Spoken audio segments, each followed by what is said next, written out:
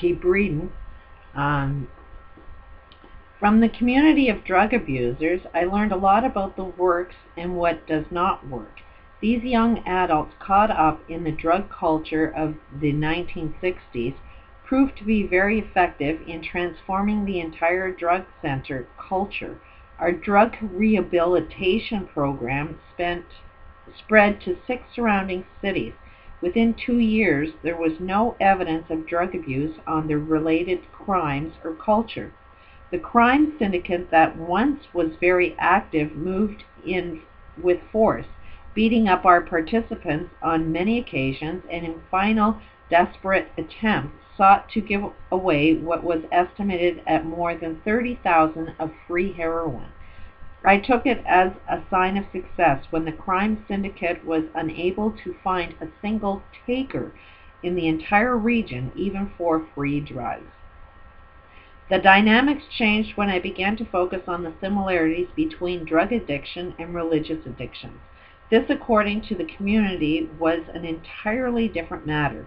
I was a popular speaker, and I began to address the cultural causes of addiction. I triggered reactions from fundamentalist groups. Eventually, with most of the resistance hidden from my view, their polarizations became organized and more intense.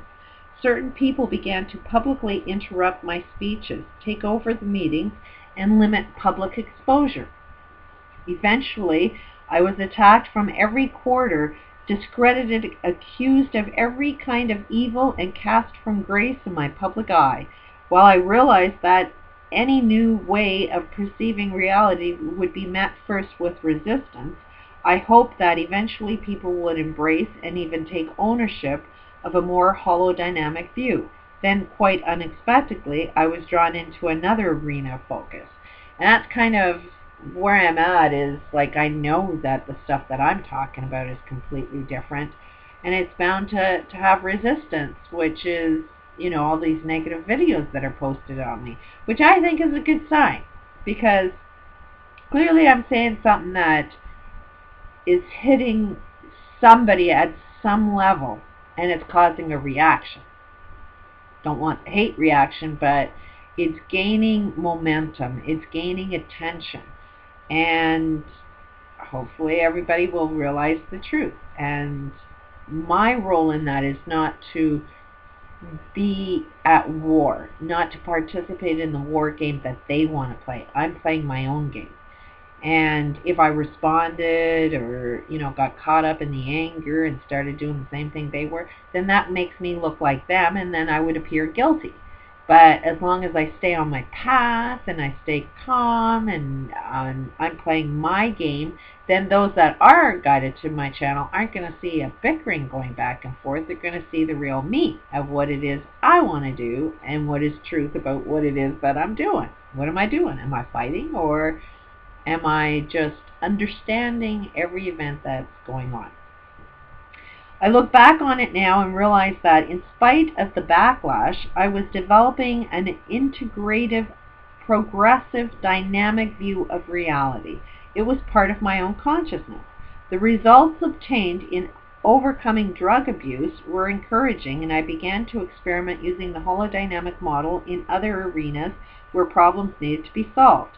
I can see now that over a period of years, I moved from one challenged population through to their solutions and then on to the next. I would focus on one unresolved problem within my community until we, the problem population, and I found their solutions and solved their problems. Then I would move on to the next arena. After less than 2 years on the transformation of the drug culture, I spent 4 years on the transformation of families of those who had some member of the family in a mental hospital. I opened a private marriage and family therapy center, and almost immediately my client load began excessive. Many of my clients were families who had an unidentified patient in the state mental hospital. As each family became aware of the principles and processes of holodynamics, they began to work with their own family members who were confined to the state mental hospital. As they transformed their own holodynes, the field shifted, and much of our amazement, the symptoms of mental illness disappeared. The identified patients were able to come back into community life and sustain themselves as healthy participants. The population of the state mental hospital diminished by more than 80% until we were asked to stop by the governor. From there, I moved into the transformation of the prisoners, youth offenders, at-risk students, cultures, gangs, and other problem populations of society. With each problem population, we achieved extraordinary results. Someday I would like to tell some of the stories of these amazing people, but for now I want to show how, out of both the experience and the desire to find an explanation of how consciousness develops, emerged a more and more comprehensive holodynamic view of consciousness. It emerged as a what works approach, and from this final litmus test came a more universal integrative view of consciousness that included almost every aspect of what is known on the subject. My focus expanded into business and community dynamics, and I became fascinated by collective dysfunction. I became more and more aware of overpowering influences of collectively held holodynes that inhibit effectiveness. For example, just outside my hometown of Provo, Utah, is a military base, Dugway. One day, more than 400 sheep on the farm near the base suddenly died without any known reason. In the autopsies, it was discovered poison gas had killed the sheep. The military base was storing poison gas, and some had escaped. The most amazing fact was that in the investigation that followed, it was revealed that the base had enough poison gas to kill everyone in the world 90 times. In my opinion, it is a collective pathology to make enough poison gas to kill everything once. But to make enough to kill everything 90 times is insanity drawn to extremes, and that has only 83% of the poison gas in the United States. This is true. This is what has my focus more than anything. Is we have more than enough ways to kill ourselves more than 90 times. That's only one area that poison was stored. There are so many places that are storing poison that the whole planet. We don't have to be scared of nuclear weapons. We don't have to be scared of global warming. We have to be scared of the poison we already got on this planet, and we need to transform it. This guy definitely has all the tools to transform all toxic waste into pure, clean energy. That's the good news, is I don't want to be saying that we got all of this poison to kill ourselves without telling you there is a solution to that as well. But we need to want it. And right now, because it's not unfolding globally, we do not want to solve problems. We do not want to transform this poison. But as soon as we start using that language that is what we want and what will it take, then it will unfold, because we have all of the answers. Every single answer to solve every problem on this planet is possible. It just seems so overwhelming, and you don't know how it's done, so you think it's impossible. But it really isn't. It starts from the bottom. I could not penetrate into the military madness, but through the magnifying glass of collective consciousness. I had already reviewed the dynamics associated with drug abuse and mental illness. I became more and more convinced that Virginia Satir, Carl Whitaker, and other family therapists were correct in their premises about the identified patient, acting out the subconscious collective pathologies of the family and culture. Perhaps in the larger picture, the military was only one identified patient in a larger dysfunctional system. My focus shifted to testing solutions to collective-held information systems that seemed dysfunctional, destructive, and pathological. I already knew that individual therapy requires that a person communicate with the various holodynes that were causing stress and imbalance. Once this internal referencing communication is established, the individual's information system would begin to automatically self-adjust. I knew the same was true of family therapy, and it had worked with drug-abusing cultures in families who had members in the mental hospital.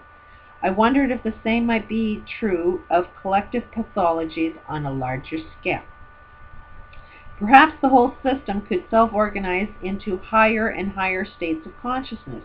The first challenge was the lack of any mechanism or technology which explained collective pathology or suggested its own cure. The second challenge was the chaos surrounding collective consciousness itself. Society lacked an adequate model of consciousness, let alone any adequate understanding of the mechanisms which collective consciousness could self-correct and heal its own pathologies. I understood that each school of thought was consciousness made some irreplaceable contribution to the science. To create a more practical model would take at least a model inclusive of each of the others without being caught up in their limitations. I understood the attempts by Marx and Lenin who wanted to improve the social system.